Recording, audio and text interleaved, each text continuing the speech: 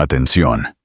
Si eres de los que ama ver cómo un depredador financiero cae por su propia arrogancia, dale a me gusta y suscríbete, porque lo que estás a punto de escuchar es la caída de un titán. Él era Javier Cruz, un magnate de las finanzas españolas, un creador de reyes en la bolsa, capaz de mover mercados con un simple murmullo. Ella, su bellísima esposa embarazada, el adorno perfecto para su vida de oro. Pero cuando el multimillonario Javier Cruz se levantó una mañana y decidió congelar las cuentas bancarias de su mujer, dejándola sin blanca y atrapada en su ático del Paseo de la Castellana, en Madrid, cometió un error fatal. Creyó estar enjaulando a un ruiseñor. En realidad, acorraló a una leona. Lo que no sabía era que la fortuna de la vieja escuela de Clara Vega no solo le había dado una dote, le había dado un arma. Esta es la historia de cómo una mujer, armada únicamente con una llamada secreta y un fondo fiduciario olvidado, desmanteló sistemáticamente un imperio financiero para salvarse a sí misma y a su hijo nonato. El aire en el ático siempre era el mismo. Una temperatura estéril y climatizada de 22 grados, con un sutil y costoso aroma a té blanco y lirios que Javier Cruz exigía. Desde su atalaya en el piso 30, con vistas a todo Madrid, la ciudad era un tapiz silencioso y brillante. Para Clara, era la prisión más hermosa del mundo. Su vida, desde fuera, era una fantasía. A sus 28 años, estaba casada con Javier Cruz, el enfant terrible de 40 años de la Gran Vía. Su firma, Cruz Corporativo, era un leviatán que se tragaba empresas más pequeñas con una voracidad que el economista calificaba de aterradora y brillante. Su vida era una serie de triunfos curados. Galas en el Teatro Real, veranos en su extensa finca de Marbella y viajes impulsivos a Milán para un fin de semana de compras. Javier la cubría de diamantes y bolsos de cocodrilo, no como regalos, sino como branding. Ella era Clara Cruz, el accesorio impecable de su monumental éxito. Sin embargo, esa mañana, una alegría secreta la calentaba, un sentimiento completamente suyo. Se sentó al borde de su enorme cama, hecha a medida, las sábanas de seda arremolinadas en sus tobillos. En su mano, una prueba de embarazo positiva. 2 líneas azules marcadas. Un bebé. El bebé de ambos. Durante meses había sentido un vacío creciente, la sensación de ser un fantasma exquisito en su propia vida. Pero esto era real. Esto era sustancia. Esperó a que Javier terminara su rutina matutina. Una brutal sesión con su entrenador personal. Un baño de inmersión en frío y luego 30 minutos de análisis de mercado, ininterrumpido en 8 monitores en su oficina en casa. Salió exactamente a las 7:30 p.m. anudándose una corbata de seda de Hermès. Era guapo, de una manera severamente esculpida. Su cabello oscuro con un distinguido toque gris en las sienes. Él no sonrió. Él aprobó. «Estás radiante», afirmó, sus ojos escaneándola como si evaluara el precio de una acción. No era un cumplido. Era la observación de la condición de un activo. «Javier, tengo algo que decirte», dijo Clara, su voz temblando ligeramente. Le tendió la prueba. Él la tomó, su expresión indescifrable. Se quedó mirando las 2 líneas azules durante un largo momento. El corazón de Clara martilleaba contra sus costillas. Había imaginado este momento 1000 veces. Lágrimas, un abrazo tierno, susurros de emoción. La mirada de Javier se alzó de la prueba y se encontró con la suya. Una extraña luz de propiedad parpadeó en sus ojos. «Muy bien», dijo, Su tono era el mismo que usaba para cerrar una fusión multimillonaria. Necesitaremos hacer ajustes. El viaje a Aspen se cancela. Tu obstetra será la doctora Elena Ramos en la clínica Ruber. Haré que mi asistente programe un examen completo. Convertiremos el ala oeste de la casa de Marbella en un vivero. Yo me encargaré del diseñador. No había dicho felicidades. No la había tocado. Simplemente había comenzado a emitir directivas. La calidez dentro de ella se congeló. Yo estaba pensando, comenzó ella, queriendo sugerir a su propio médico de la infancia, hablar de nombres, compartir el momento. Clara, la interrumpió, su voz suave pero con un borde de acero. Sé lo que es mejor. No podemos dejar nada al azar ahora. Este bebé es un cruz, es mi legado. Todo tiene que ser perfecto. Colocó la prueba sobre la mesita de mármol como si fuera un contrato finalizado. Le dio un beso perfunctorio en la frente y se fue a la oficina. El aroma de su colonia Tom Ford se quedó, asfixiándola. La alegría que había sentido minutos antes se agrió en un temor familiar. No era su bebé, era su legado. Ella era meramente el recipiente. Las siguientes 2 semanas fueron una ráfaga de citas programadas por la oficina de Javier. Nutricionistas, coaches de bienestar, una consulta con la doctora Ramos, donde Javier hizo la mayor parte del habla, delineando la estrategia prenatal óptima. Él vetó y despidió a su chef por usar Kyle no orgánico. Instaló un nuevo sistema de purificación de aire. Su control, siempre una manta asfixiante, era ahora una camisa de fuerza. El punto de ruptura llegó un martes. Clara estaba almorzando con sus 2 amigas, las únicas de su vida pre-Javier, a las que aún se le permitía ver.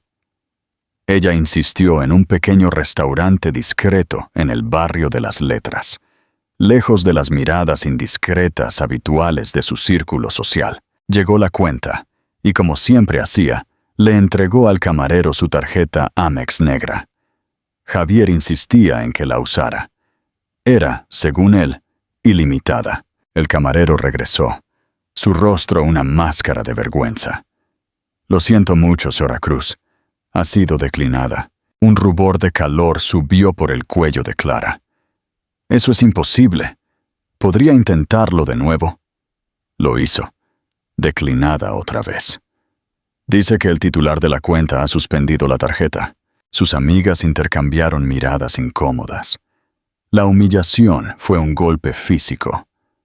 Buscó a tientas en su bolso otra tarjeta, una visa de débito vinculada a su cuenta de ahorros personal, un pequeño fondo que tenía desde la universidad.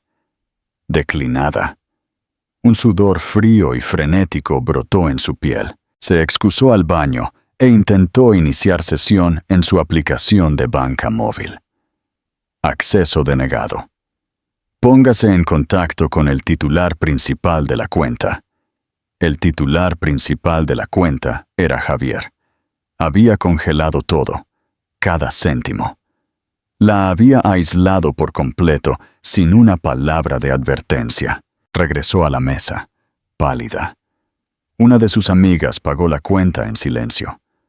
La lástima en sus ojos era casi peor que la vergüenza. Cuando regresó al ático, el silencio era ensordecedor. Esperó durante horas. Javier regresó tarde, mucho después de las 11 p.m.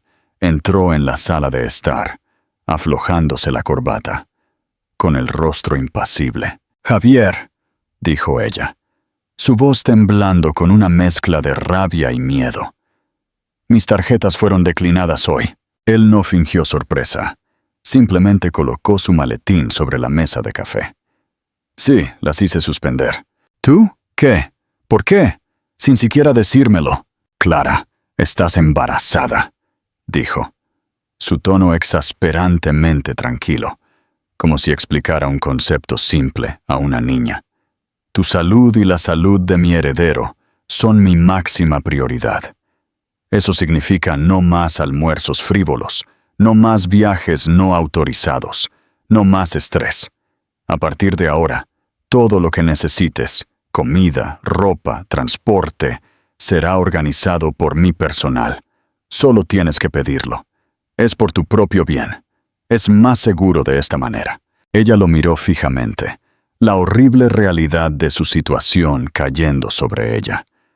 No solo había congelado sus cuentas, había formalizado su estatus como su propiedad. Ella era una prisionera. Su mundo se encogía a las dimensiones de ese ático. Cada necesidad sujeta a su aprobación. Estaba embarazada, vulnerable y totalmente dependiente de un hombre que no la veía como esposa, sino como una incubadora. «No puedes hacer esto», susurró, con lágrimas en los ojos. «Ya lo he hecho», respondió él, girándose hacia su oficina. «Está todo bajo control». Mientras se alejaba, una furia fría y dura comenzó a reemplazar su miedo. Pensó que lo había tomado todo. Pensó que había ganado. Pero Javier Cruz, a pesar de todo su análisis de mercado y genio estratégico, había cometido un colosal error de cálculo. Sabía todo sobre Clara Cruz, su esposa trofeo. Pero no sabía nada sobre Clara Vega, la nieta de Arturo Vega, un hombre que creía que el verdadero poder nunca se veía hasta que se usaba. Y en el fondo de una polvorienta caja fuerte, en el dormitorio de su infancia, a miles de kilómetros de distancia, yacía un conjunto de documentos que su abuelo le había dado años atrás, un arma forjada en dinero antiguo y cláusulas secretas, esperando este momento exacto. ¿Qué harías tú en la situación de Clara? ¿Lucharías o intentarías negociar con un hombre así? Déjanos tu opinión en los comentarios. Las primeras 24 horas fueron una obra maestra de guerra psicológica. El control de Javier fue absoluto y sofocantemente cortés. Un nuevo chef, aprobado por su nutricionista, preparaba comidas insípidas, virtuosas y servidas a horas precisas. Si Clara quería salir del apartamento, tenía que avisar con 12 horas de antelación para que se pudiera organizar un conductor y un guardia de seguridad, ostensiblemente para su protección. Cada solicitud era filtrada a través de la omnipresente asistente personal de Javier, una mujer brusca llamada Cynthia, cuya lealtad era claramente para el hombre que firmaba su cheque. Clara interpretó el papel que le había asignado. Se mostró dócil, derrotada y frágil. Se quedó en cama hasta tarde. Picoteó su comida y derramó lágrimas silenciosas donde sabía que las criadas las verían. Dejó que Javier creyera que la había roto. Por dentro, sin embargo, el miedo se había cristalizado en una determinación fría, afilada y dura como el diamante. Su bebé no nacería en esa jaula. Su hijo no sería criado como un peón en las ambiciones dinásticas de Javier Cruz. La tercera noche, esperó hasta que la respiración profunda y rítmica del lado de la cama de Javier le indicó que estaba dormido. Deslizándose por debajo del pesado edredón, se deslizó a su vestidor, un espacio vasto, más grande que la mayoría de los apartamentos de Madrid. Cerró la pesada puerta de roble, el clic del pestillo ensordecedor en el silencio. No encendió las luces. Arrodillándose, pasó la mano por la parte posterior del vestidor, detrás de una fila de vestidos de alta costura que no había usado en años. Sus dedos encontraron la costura casi invisible de una caja fuerte de pared. Javier sabía de esta caja fuerte. Él la había instalado. Contenía el collar de diamantes que le había regalado por su primer aniversario y algunas otras piezas ostentosas. Él sabía la combinación, la fecha de su boda. La revisaba periódicamente. Pero lo que él no sabía era que Clara le había pagado al instalador 5,000 extra en efectivo, cuando aún tenía efectivo, para construir un compartimento secundario más pequeño, con cerradura biométrica, dentro de la caja fuerte principal. Presionó su pulgar contra un sensor oculto. Una pequeña sección de la pared forrada de terciopelo se abrió con un leve silbido. Dentro no había joyas, sino un único y gastado folio de cuero y un teléfono desechable barato que había comprado en efectivo hacía 2 años y nunca había usado. Los sacó, sus manos temblando. Se sentó en el suelo, el resplandor de la ciudad filtrándose por la ventana, y abrió el folio. El papel era grueso, cremoso y grabado con el membrete de un discreto bufete de abogados centenario en Zúrich, Suiza. Mendoza y Cortés. Dentro estaban los documentos fundacionales de algo llamado el Fideicomiso Odisea. El recuerdo la inundó. Su cumpleaños número 21. No fue una fiesta ostentosa. Fue una cena tranquila con su abuelo, Arturo Vega. Arturo era dinero viejo, industria vieja, todo viejo. Su familia había hecho su fortuna en envíos y logística mucho antes de que el impuesto sobre la renta fuera una certeza. Era un hombre tranquilo y formidable, con ojos azul pálido que lo veían todo. Mientras sus padres estaban deslumbrados por el dinero nuevo y ostentoso de Javier, Arturo siempre había sido reservado. Su aprobación notoriamente ausente. Esa noche, él deslizó el folio de cuero sobre la mesa. «Esto es para ti, Clara», le había dicho. «No de mí, sino para mí. Es una provisión». «¿Un fondo fiduciario?», había preguntado ella ingenuamente. Él le había dado una sonrisa rara y delgada. «Es un socio silencioso. No lo tocarás. No hablarás de él. A todos los efectos, olvidarás que existe. Los hombres que lo gestionan en Mendoza y Cortés son los hijos de los hombres que trabajaron para mi padre. Su lealtad es a los Vega, no a un balance». Ella recordó hojear la densa jerga legal. El fideicomiso había sido sembrado con una cantidad modesta de su patrimonio, pero la cartera era agresiva, global y totalmente opaca. Ella era la única beneficiaria, pero fue una sección particular, el artículo 3C, sección 4B, a que él tocó con un largo dedo huesudo. «Presta atención a esto», advirtió, con la voz baja. «Esta cláusula es tu paracaídas, tu espada y tu escudo. Se activa por un acto conyugal de coerción financiera o mala fe. Si cualquier hombre, tu esposo específicamente, utiliza el control financiero para aprisionarte, esta cláusula se activa. El fideicomiso ya no es un vehículo de inversión pasivo. Se convierte en un agente activo en tu nombre. Será tu banco, tu ejército y tu abogado». Pero él la había mirado con su intensa mirada. «Solo aprietas este gatillo una vez. No es un disparo de advertencia. Es una declaración de guerra». A los 21 años, felizmente soltera e idealista, ella lo había considerado excéntrico, una reliquia de una época pasada de patriarcas despiadados y matrimonios concertados. Ahora, sentada en el suelo frío de su vestidor, se dio cuenta de que su abuelo no había sido excéntrico. Había sido profético. Había visto una vulnerabilidad potencial en ella a la que ella había estado ciega, y la había armado para una batalla que nunca supo que tendría que librar. Encendió el teléfono desechable. Tardó un momento en encontrar señal. Conteniendo la respiración, marcó el número internacional de Mendoza y Cortés que figuraba en el membrete. Eran las 4 AM en Madrid, pero las respetables 10 AM en Zúrich. El teléfono fue contestado al segundo timbrazo. Mendoza y Cortés, dijo una voz femenina nítida en español, con acento suizo. Necesito hablar con el señor Cortés.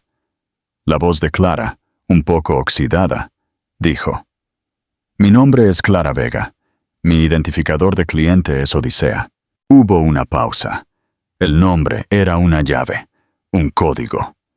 Un momento, por favor. Unos segundos después, una voz masculina, tranquila y mesurada, atendió la línea. Le habla Alistair Cortés, con quien tengo el placer. Soy Clara Vega, ahora Clara Cruz. Hubo otra ligera pausa. El sonido de clics de teclado de fondo. Ah, señorita Vega, no hemos tenido el placer. Su abuelo fue un hombre notable. ¿En qué podemos servirle? Su español era perfecto, con un leve acento cultivado. Clara respiró hondo, las palabras atrapadas en su garganta. Señor Cortés, necesito invocar el artículo 3.0, sección 4b del Fideicomiso Odisea. La línea se quedó en silencio durante 10 segundos completos. El único sonido era el leve siseo transatlántico. El corazón de Clara latía con fuerza. ¿Lo había dicho bien? ¿Entendía él? Finalmente, la voz de Cortés regresó. Todos los rastros de cortesía desaparecidos, reemplazados por un tono de inmensa gravedad y concentración inmediata. Entendido, señorita Vega. El evento de activación ha ocurrido. Sí. Mi marido, Javier Cruz, se ha apoderado de todos mis activos financieros. Mis cuentas bancarias y líneas de crédito están congeladas. Estoy confinada en mi hogar bajo su control directo. Estoy embarazada y no tengo acceso a mis propios recursos. Más tecleo. Javier Cruz, de Cruz Corporativo. Estamos al tanto de él. La cartera ha estado monitoreando sus actividades como algo habitual desde su matrimonio. Clara estaba atónita. Habían estado vigilando a Javier todo el tiempo. Los términos del fideicomiso están ahora en vigor, continuó Cortés, su voz nítida y eficiente. Primero, su liquidez inmediata. Se enviará un mensajero a su ubicación dentro de 12 horas. Se le avisará desde el vestíbulo bajo el nombre de Vega Entregas. Esté lista. El paquete contendrá una tarjeta de débito vinculada a una nueva cuenta no extraditable en Liechtenstein, dotada inicialmente con 100.000 euros. También contendrá un teléfono satelital seguro y un ordenador portátil. Son irrastreables. Úselos, y solo ellos, para toda comunicación futura conmigo. Habló con tanta velocidad y precisión que Clara apenas podía seguirlo. Segundo, continuó, las medidas activas. El fideicomiso ahora asignará una porción significativa de su capital a una nueva directriz. El desapalancamiento sistemático y el desmantelamiento de las participaciones financieras de Javier Cruz. Necesitaremos su ayuda. Usted tiene acceso íntimo. Necesitamos información, contraseñas, estructuras de acuerdos, libros de contabilidad privados, vulnerabilidades, cualquier cosa que no sea de conocimiento público. Su marido valora el control por encima de todo. Usaremos eso en su contra. No lo atacaremos como una firma rival. Disolveremos sus cimientos como agua filtrándose en la piedra. Clara sintió una mezcla vertiginosa de terror y euforia. Esto era real. Estaba sucediendo. ¿Cuánto hay en el fideicomiso?, preguntó. Su voz apenas un susurro. Hubo una risa seca al otro lado de la línea. Señorita Vega, su abuelo fue un inversor muy sabio, y han pasado 7 años. Digamos que la valoración actual del fideicomiso es sustancial. Lo suficientemente sustancial como para que, si el señor Cruz supiera su alcance total, él sería el que se sentiría atrapado. ¿Qué tengo que hacer por ahora? Nada. Continúe interpretando el papel de la esposa destrozada. Sea dócil, sea sumisa. Deje que la subestime. Esa es su mayor ventaja. Reúna la información que pueda de manera segura. Nuestro equipo comenzará su trabajo de inmediato. Nos pondremos en contacto a través del teléfono seguro. ¿Entiende? Sí, dijo ella, con la voz firme, una nueva fuerza fluyendo por sus venas. Entiendo. Bien. Bienvenida de nuevo, señorita Vega, dijo Cortés. Vamos a sacarla de su jaula. Terminó la llamada y se sentó en la oscuridad, con el folio de cuero en su regazo. Javier pensó que era el amo del universo, un depredador en la cima de la cadena alimentaria. No tenía idea de que un fantasma del pasado, una promesa hecha a una joven por su abuelo, acababa de marcarlo como presa. El juego había cambiado, y Clara, la prisionera, era ahora la arquitecta de la ruina de su marido. Durante las siguientes 3 semanas, Clara vivió una doble vida con una disciplina que habría impresionado a un operativo encubierto. Externamente, era la imagen de la melancolía resignada. Permitía que la enfermera contratada por Javier le tomara la presión arterial. Comía las comidas prescritas de pescado al vapor y quinua. Fingía interés en las muestras de tela para el vivero que presentaba el diseñador de Javier. Era un fantasma en su propia casa, deambulando por las opulentas habitaciones, con la expresión vacía. Javier, consumido por su propio ego y las demandas de su imperio, solo veía lo que quería ver. Un problema contenido, una variable controlada. Interiormente, Clara era un torbellino de actividad concentrada. El paquete de Vega Entregas había llegado según lo prometido. El portero, acostumbrado a un flujo constante de entregas de todas las marcas de lujo, no se había inmutado. Dentro de una caja Chanel discreta, una pieza de camuflaje perfecta, estaban las herramientas de su nueva vida: el elegante y pesado teléfono satelital, el anónimo portátil negro y la fría tarjeta de débito metálica de un banco en Vaduz. Su cuartel general clandestino era el baño en suite de un dormitorio de invitados que rara vez se usaba. Tenía una puerta de núcleo sólido y un ruidoso ventilador de ventilación que proporcionaba una excelente cobertura. Cada noche, después de que Javier se dormía, se deslizaba dentro, encendía el ventilador y la ducha por si acaso, y encendía el portátil seguro. Sus primeras conversaciones con Alistair Cortés fueron tutoriales de espionaje corporativo. Él era paciente, preciso y absolutamente despiadado. Todo el imperio de Javier está construido sobre el apalancamiento y la percepción, explicó Cortés, su voz llegando a través de la línea cifrada con perfecta claridad. Pide prestado mucho para financiar adquisiciones utilizando el valor inflado de sus activos actuales como garantía. Toda la estructura es un castillo de naipes. Si se retira un soporte clave, todo el edificio temblará. Nuestro trabajo es encontrar ese soporte. El papel de Clara era proporcionar el mapa. Años de ser la esposa silenciosa en las cenas, de escuchar a medias los monólogos arrogantes de Javier sobre sus tratos, habían llenado su cabeza con un tesoro de información que nunca se dio cuenta de que poseía. «Tiene un servidor privado en su oficina en casa», le dijo a Cortés, imaginando la elegante torre negra zumbando detrás de una rejilla ventilada. «Lo llama la Ciudadela. Dice que es más seguro que la nube. Hace una copia de seguridad de todo en él todas las noches».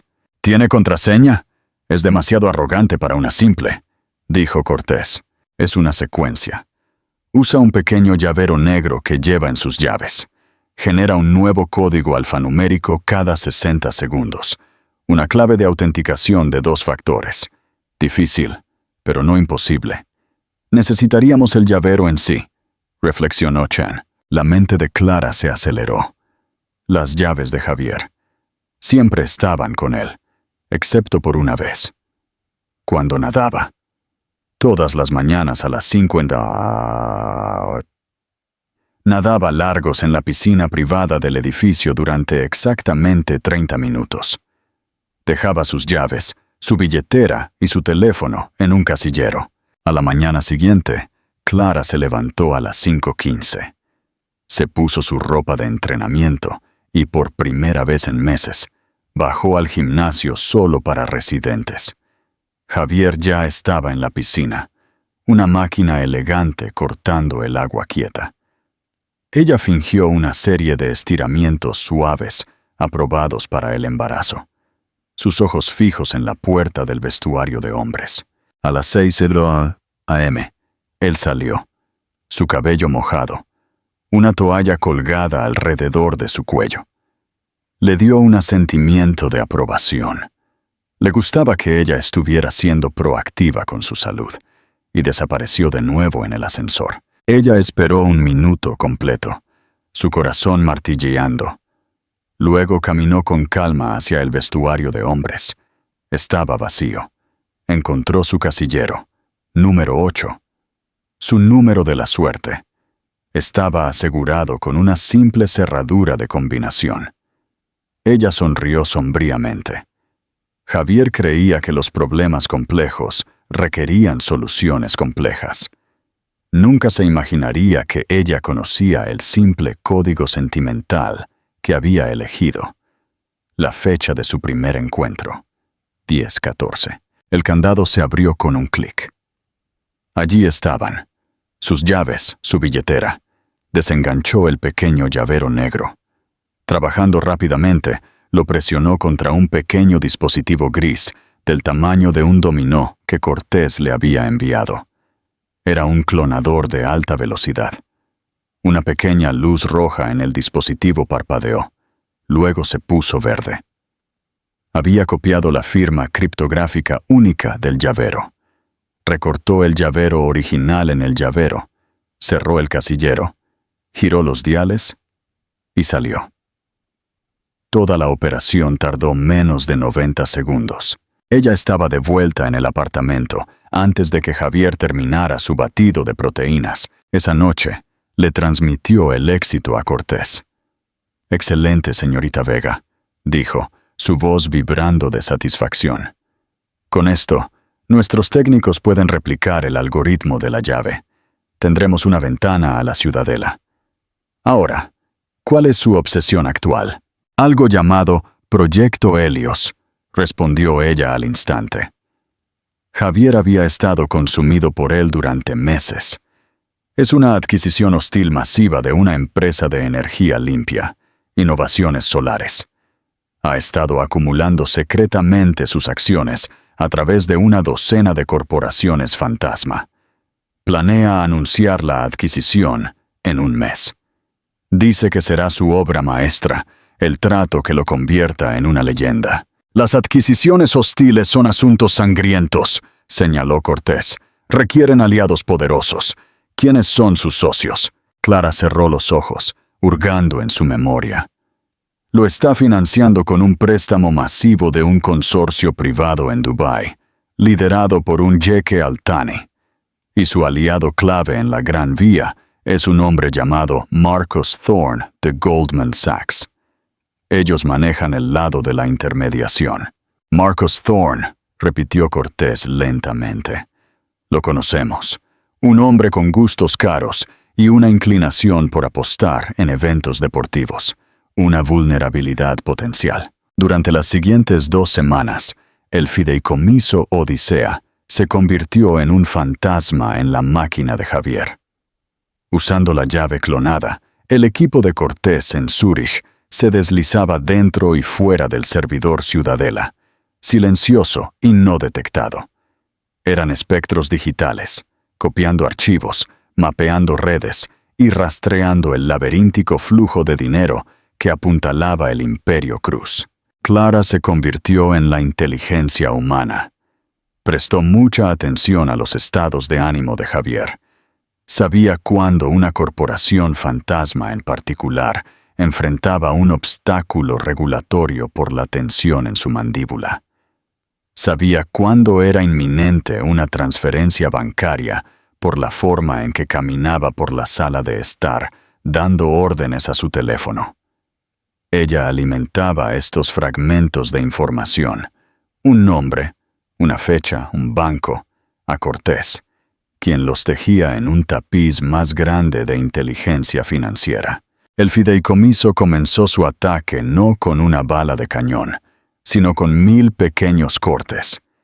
Se envió una pista anónima a un regulador financiero en Frankfurt, la BaFin, sobre irregularidades en una corporación fantasma con sede en Alemania, uno de los vehículos clave para la adquisición de acciones de innovaciones solares. Los activos de la compañía fueron congelados, pendiente de una investigación, atando cientos de millones del capital de Javier. Él estaba furioso, culpando a la ineficiencia alemana, sin sospechar nunca la fuente. A continuación, se filtró un dossier cuidadosamente curado que detallaba las deudas de juego no declaradas de Marcus Thorne al Departamento de Cumplimiento de Goldman Sachs. Thorne fue removido tranquila y rápidamente de su puesto, cortando la arteria principal de Javier hacia los pisos de negociación de Wall Street. Javier estaba furioso, maldiciendo la estupidez y la imprudencia de Thorne. Luego, el equipo de Cortés, armado con el conocimiento de los libros de contabilidad privados de Javier, comenzó una campaña coordinada y anónima de venta en corto contra los bonos cotizados en bolsa de Cruz Corporativo. Sabían exactamente dónde la compañía estaba sobreapalancada, dónde los convenios de deuda eran más débiles. Los rendimientos de los bonos comenzaron a dispararse, haciendo más caro para Javier pedir dinero prestado. Él lo vio como volatilidad del mercado, una reacción a las crecientes tasas de interés, una señal de firmas rivales oliendo sangre. Nunca miró a su propio hogar. Se volvió más volátil, más paranoico.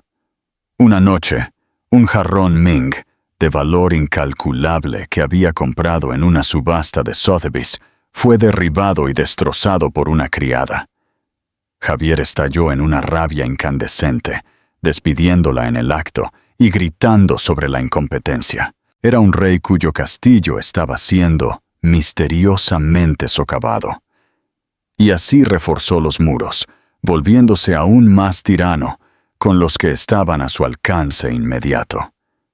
Clara lo observó, su rostro una máscara de simpatía, su corazón un bloque de hielo. Ella lo calmaba, le traía un vaso de agua, murmurando palabras aplacadoras.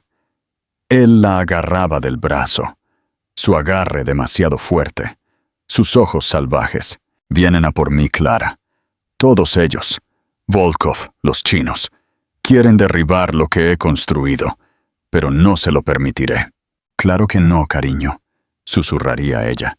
Eres demasiado inteligente para ellos. Esa noche, en el silencio estéril del baño de invitados, inició sesión para su llamada con Cortés. Está sintiendo la presión, informó ella. Se está volviendo inestable. Bien, replicó Cortés. Los cimientos están saturados. La estructura está débil. Es hora de prepararse para el golpe final.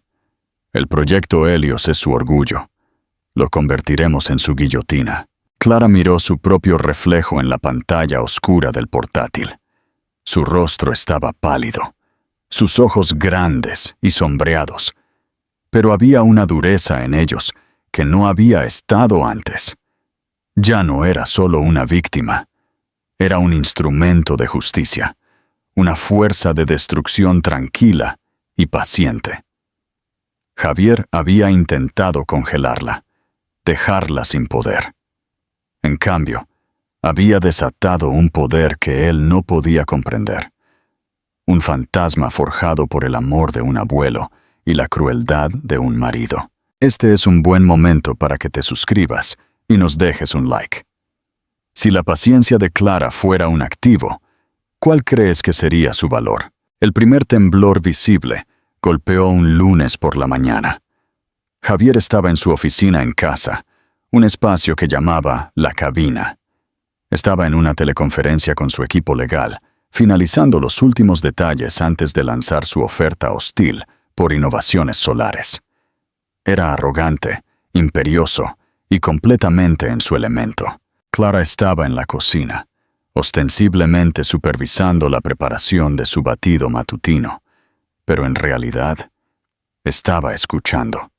La cocina estaba directamente debajo de la oficina, y un discreto monitor de bebé, destinado al vivero, estaba actualmente escondido detrás de una orquídea en maceta, transmitiendo el audio de la oficina de Javier a un pequeño receptor que ella guardaba en su bolsillo. Fue un truco que el equipo de Cortés había sugerido. Una solución de baja tecnología a un problema de alta tecnología. La financiación de Dubái está asegurada, decía Javier, su voz resonando con confianza. El consorcio del jeque Al-Thani está transfiriendo el tramo final hoy. Una vez que aterrice, presentamos el formulario ante la CNMV y salimos a bolsa. La Junta de Solar no sabrá lo que les golpeó. De repente, el tono triunfante se desvaneció. ¿Qué?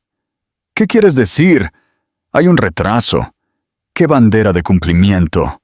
Es una transferencia bancaria estándar. Ponme a los banqueros al teléfono. Ponme a Al-Thani al teléfono. No me importa qué hora sea en Dubái. Lo despiertas. La llamada terminó abruptamente. Siguió un silencio pesado.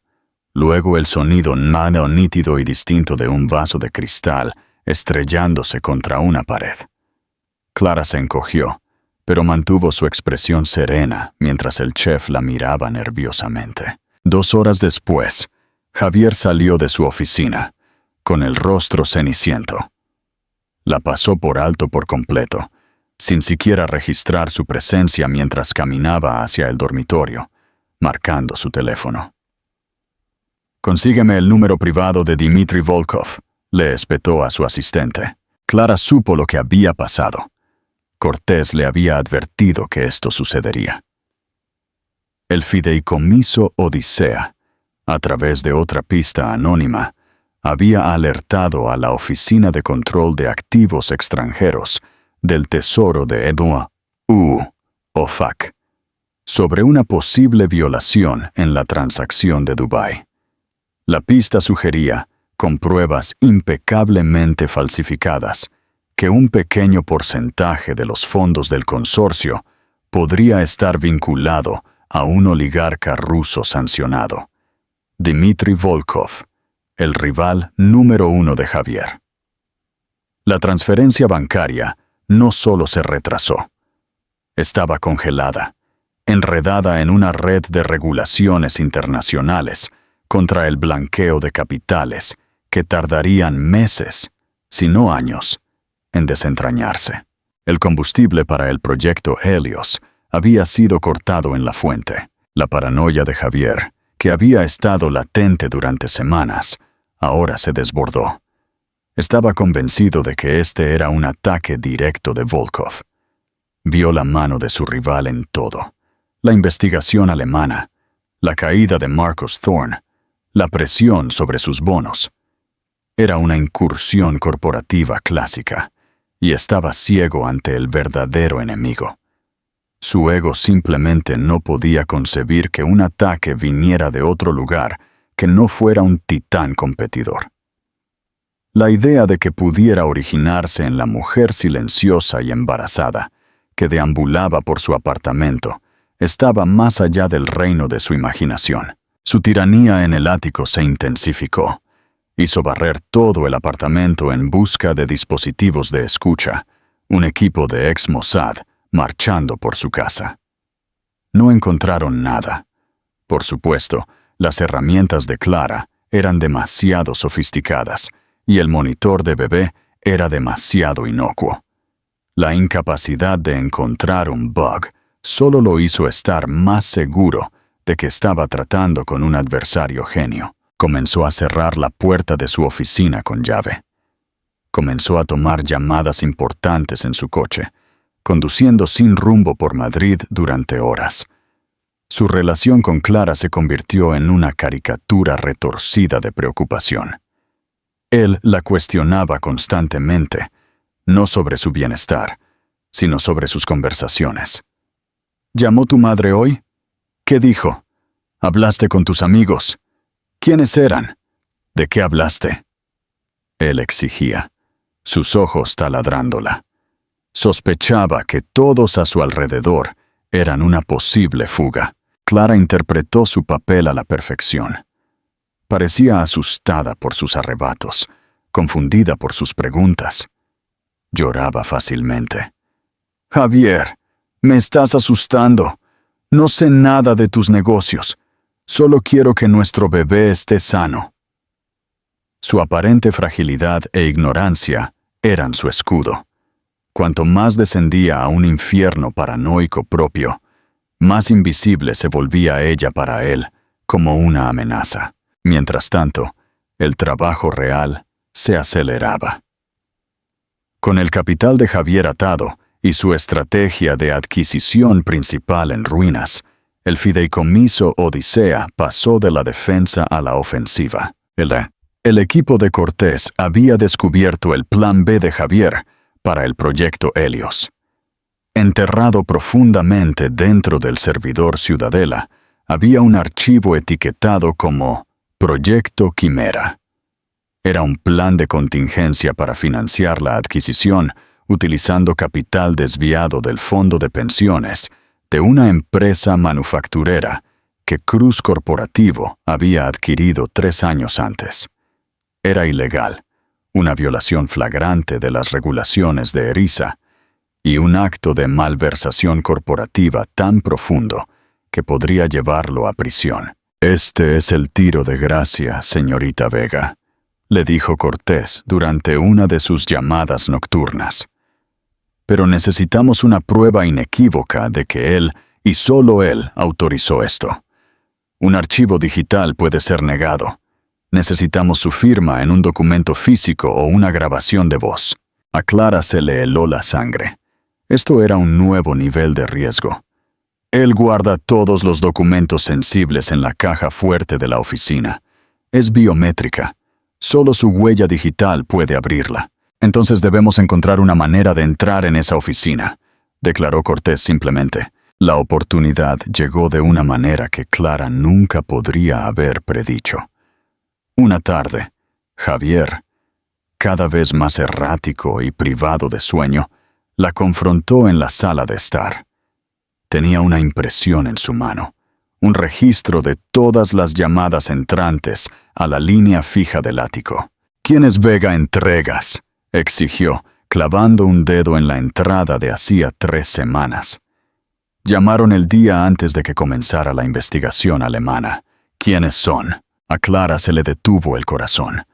Había sido tan cuidadosa, pero no podía controlar los registros de llamadas del edificio. Ella fingió ignorancia, su mente acelerada. VGA, no lo sé, Javier.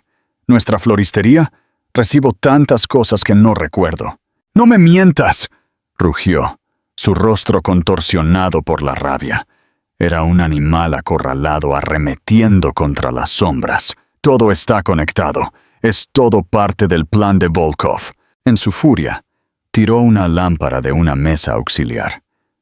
Se estrelló contra el suelo.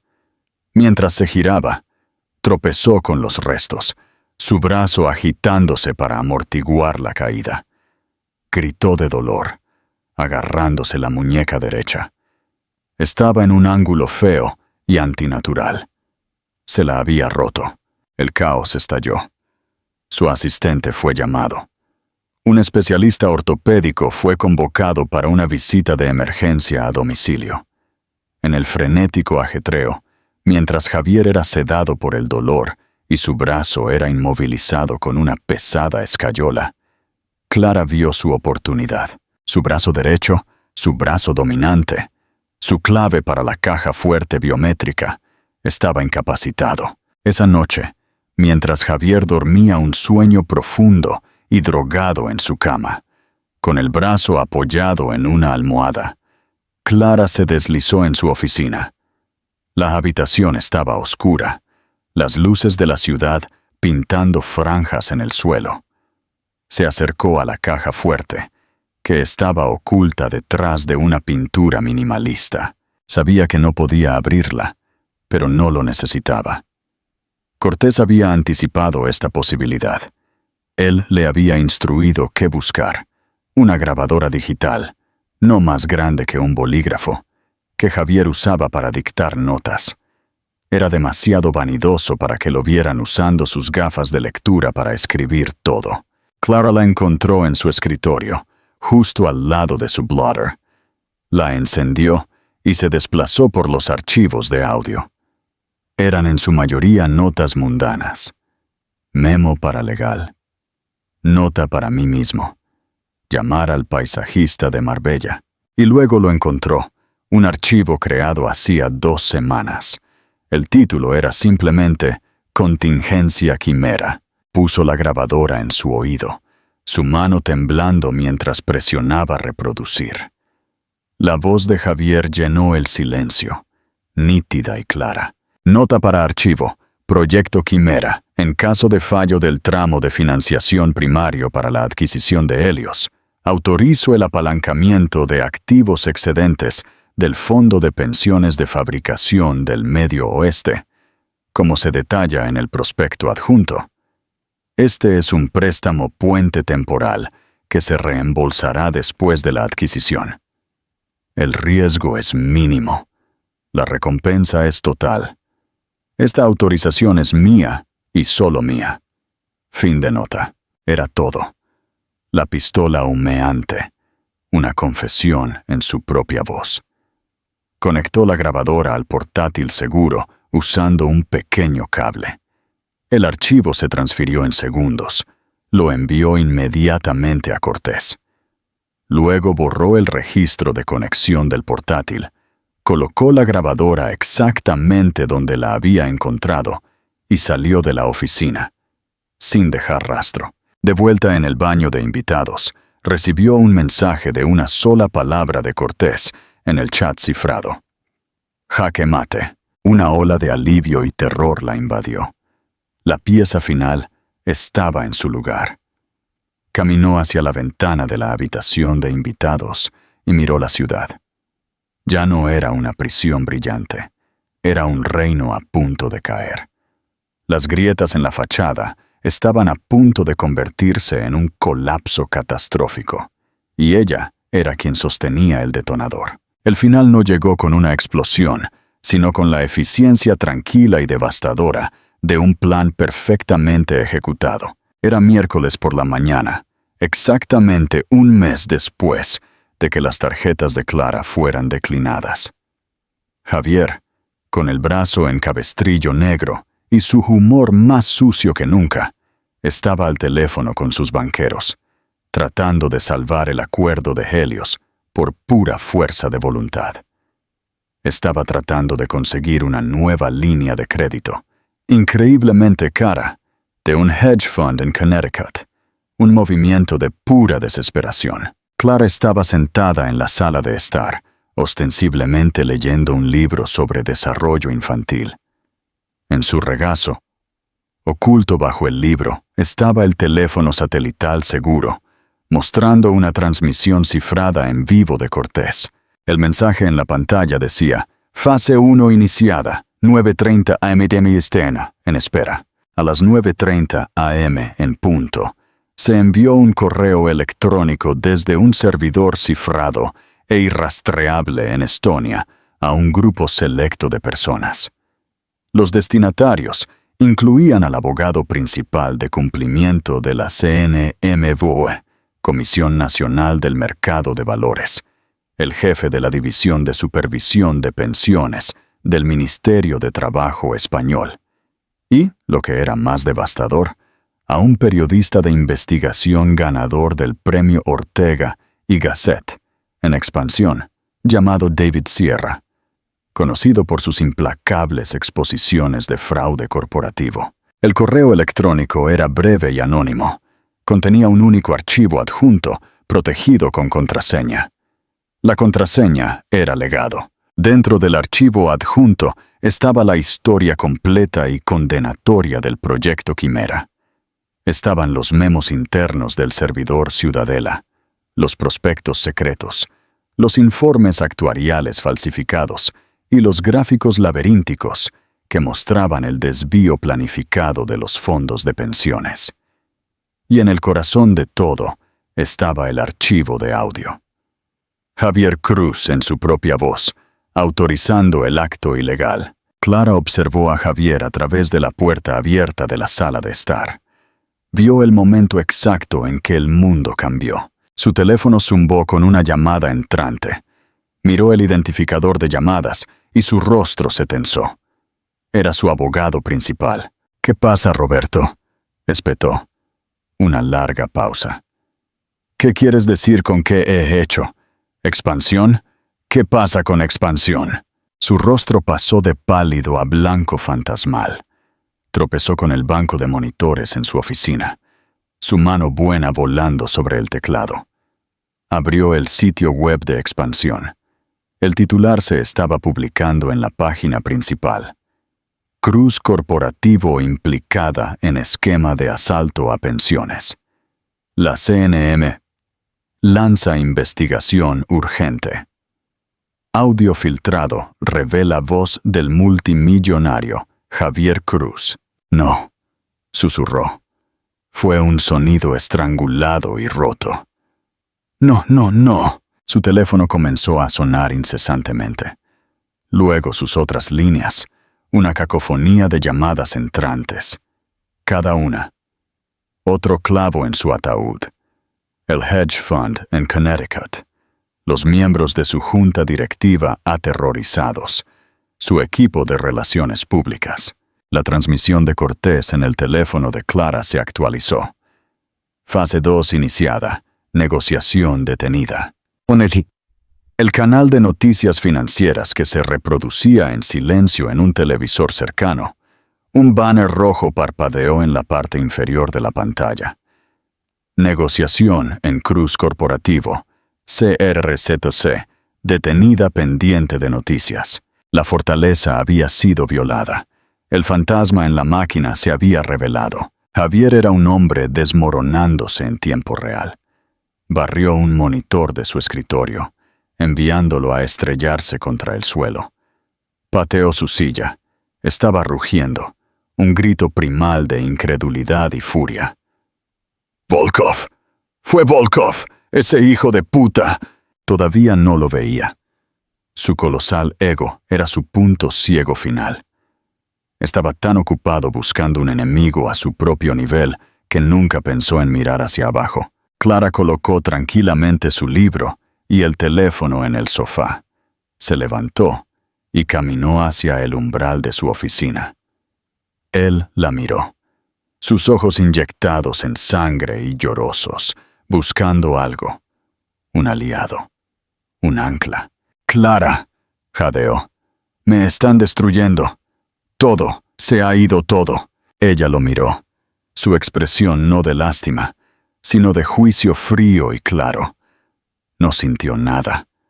El miedo, el amor, la sumisión. Todo se había quemado, dejando solo la verdad dura y limpia de su relación. «Sí», dijo ella, con la voz uniforme. «Lo están». Algo en su tono, en su quietud, finalmente traspasó su niebla paranoica. Un nuevo horror comenzó a surgir en sus ojos. La miró de verdad, la miró por primera vez en años. No vio a la esposa dócil, sino a una extraña, una mujer con secretos. «La llamada», susurró su mente, finalmente haciendo la conexión. El registro de llamadas. Vega Entregas. Él lo armó, las letras encajando. VGA. Arturo Vega. Clara no necesitó confirmarlo. Su silencio fue su respuesta. Él la miró fijamente, con la boca abierta. La escala del engaño era demasiado vasta para que él la comprendiera. La esposa obediente, el accesorio hermoso, el recipiente para su legado. Ella era la arquitecta de su apocalipsis. Tú, exhaló la palabra, llena de incredulidad absoluta. Fuiste tú, todo. Clara se acercó a su escritorio, al único lugar que él había despejado en su rabia. Colocó una sola hoja de papel sobre la madera pulida. Fue la única prueba física que se permitió. Era un extracto que le había pedido a Cortés esa mañana. Un extracto del fideicomiso Odisea. No mostraba números de cuenta, ni detalles incriminatorios.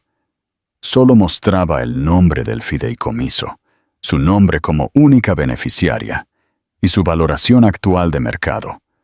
Una cifra asombrosa, que era casi el doble de lo que había valido el imperio de Javier en su apogeo. Y en la parte inferior había una sola línea, bajo el encabezado Asignaciones estratégicas recientes. Posición corta. Cruz Corporativo, Ceres. Los ojos de Javier escanearon el papel. Vio el nombre. Vio la valoración. Y vio el jaque mate brutal y final. Ella no solo lo había expuesto, había apostado en su contra. Había sacado provecho de su caída. El fideicomiso Odisea había vendido en corto su compañía hasta la aniquilación, y al hacerlo, su propio valor se había disparado. Miró del papel a su rostro. El hombre que controlaba todo no había controlado nada. El amo del universo había sido deshecho por un fantasma del pasado y una mujer que había subestimado fatalmente. No gritó. No se enfureció. Toda la lucha se fue de él, reemplazada por un vacío hueco y resonante. Se hundió lentamente en su silla restante, un rey arruinado en un trono roto. Justo en ese momento, el timbre del ático sonó. Un sonido fuerte, insistente y oficial. Clara pasó junto a Javier sin otra mirada. Fue a la puerta principal y la abrió. 2 hombres y una mujer con trajes oscuros y conservadores estaban en el pasillo. El hombre del medio mostró sus credenciales. CNMV, Departamento de Cumplimiento, dijo sombríamente. Tenemos una orden para incautar todos los documentos y dispositivos electrónicos pertenecientes a Javier Cruz. Detrás de ellos, las puertas del ascensor se abrieron y 2 oficiales uniformados de la Policía Nacional salieron. Clara se hizo a un lado, sosteniéndoles la puerta. Está en su oficina, dijo con calma. Creo que encontrarán todo lo que necesitan. Se alejó, sin mirar atrás mientras invadían su hogar, la vida de Javier. Fue a su dormitorio y recogió una única maleta empacada que había estado esperando en su armario. Contenía algunas mudas de ropa, el portátil seguro y el folio de cuero que le había dado su abuelo. Era todo lo que necesitaba. Mientras caminaba hacia el ascensor de servicio, pudo escuchar al agente principal leyéndole sus derechos a Javier. Su voz era un monótono zumbido, los derechos finales y sombríos de un imperio caído. El sonido se desvaneció cuando las puertas del ascensor se cerraron, llevándola hacia abajo y lejos, fuera de la jaula dorada y hacia el resto de su vida. Un nuevo legado en Mallorca. Epílogo. 1 año después, el aire en la vieja casa de piedra no olía a té blanco y lirios. Olía a lavanda de los campos exteriores, a tierra húmeda después de una lluvia y a miel de la cera de la madera pulida. La casa, una finca bellamente restaurada del siglo XVIII, anidada en las colinas de Mallorca, era la antítesis del ático de la Castellana. Era sólida, arraigada y tranquila. Clara estaba sentada en un sofá de lino desgastado, un libro abierto en su regazo. La luz del sol se colaba por las puertas francesas, iluminando los motas de polvo bailando en el aire. El único sonido era el suave arrullo de su hijo, durmiendo plácidamente en un simple Moisés de madera a su lado. Lo había llamado Arturo. Era un bebé hermoso y sano con su cabello oscuro, y estaba segura de que tenía los ojos azules, tranquilos y observadores de su abuelo. Él no era un legado o un heredero de una dinastía financiera. Era simplemente su hijo, y su amor por él era feroz, tranquilo e ilimitado. El año pasado había sido de reconstrucción cuidadosa y deliberada, guiada por Alistair Cortés. Ella se había desvanecido de la escena social de Madrid tan completamente como un barco que se desliza sobre el horizonte. El Fideicomiso Odisea había realizado su acto final en su nombre. Había comprado anónimamente los restos de Cruz Corporativo por centavos de euro durante los procedimientos de quiebra. La compra incluía varios de los activos legítimos de la compañía, incluyendo la ahora liberada Innovaciones Solares. Clara, como beneficiaria del fideicomiso, se había convertido en la propietaria silenciosa y mayoritaria de una floreciente empresa de energía limpia. Había instalado una nueva junta directiva ética, dirigida por la brillante ingeniera que originalmente fundó Solar antes del ataque depredador de Javier. La empresa estaba prosperando, esta vez con una misión que iba más allá del valor para el accionista. Ella no vivía la vida de una multimillonaria. La riqueza ostentosa que Javier había anhelado ahora le parecía vulgar. Había vendido el ático, la finca de Marbella, los diamantes, los coches. Las ganancias, junto con una porción significativa del capital del fideicomiso, se canalizaron a una nueva entidad que había creado, la Fundación Vega, dedicada a financiar ayuda legal para mujeres en relaciones coercitivas e invertir en nuevas empresas lideradas por mujeres. El arma de su abuelo se había transformado en una herramienta para la creación. De Javier solo escuchó noticias esporádicas y sombrías a través de Cortés. Su caída había sido absoluta. Despojado de su riqueza, enterrado en demandas de accionistas y el gobierno. Era un paria. La CNMV le había prohibido la industria de valores de por vida. El caso del Ministerio de Trabajo con respecto al fondo de pensiones estaba procediendo a un juicio penal y una condena parecía segura. Sus amigos poderosos lo habían abandonado al instante. Su nombre, una vez sinónimo de éxito, era ahora una advertencia susurrada en la Gran Vía. Una tarde, Cortés le reenvió un artículo de un tabloide de Madrid. Presentaba una fotografía reciente y granulada de Javier. Salía de un juzgado, ya no con sus trajes a medida, sino con uno mal ajustado. Parecía demacrado, flaco y una década mayor. La arrogancia se había ido, reemplazada por una mirada casada y atormentada en sus ojos. El titular era cruel y conciso. En la ruina y roto, la caída de Javier Cruz. Clara miró la foto por un largo momento. Sintió un atisbo de algo, no lástima, sino una profunda tristeza por el hombre que pudo haber sido, y luego borró el mensaje. Él era un capítulo que había terminado de leer. Su vida ahora estaba definida por pequeñas alegrías tangibles.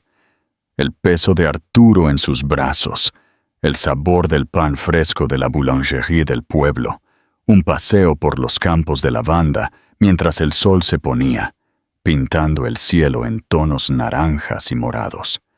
Ella no era la prisionera Señora Cruz, ni siquiera la vengativa Clara Vega. Era simplemente Clara, una madre, una empresaria tranquila, una mujer que se había abierto camino desde la oscuridad hacia la luz. Miró a su hijo dormido. Un día le contaría la historia, no la historia de la venganza, sino la historia de la resiliencia. Le contaría sobre su bisabuelo, Arturo Vega, un hombre que entendió que la verdadera fuerza no se trataba de controlar a los demás, sino de asegurar la libertad de aquellos que amas. Ella le enseñaría que un legado no se construye con acero y vidrio y adquisiciones apalancadas, sino con integridad, coraje y propósito. Una cálida brisa se coló por las puertas abiertas, llevando el aroma de un futuro que era completamente suyo. Había estado atrapada, sin un céntimo y embarazada. Ahora estaba libre, poderosa y era madre. Javier Cruz había intentado destruirla, pero al hacerlo, sin querer, la había forjado en la mujer que siempre estuvo destinada a ser, y esa, sabía ella, era la mayor victoria de todas. El relato de Clara es un escalofriante recordatorio de que las jaulas más opulentas siguen siendo jaulas. Es una historia de lo devastadoramente que un hombre poderoso puede subestimar a una mujer y de cómo la inteligencia y la fuerza oculta pueden convertirse en las armas definitivas. No se trata solo de venganza.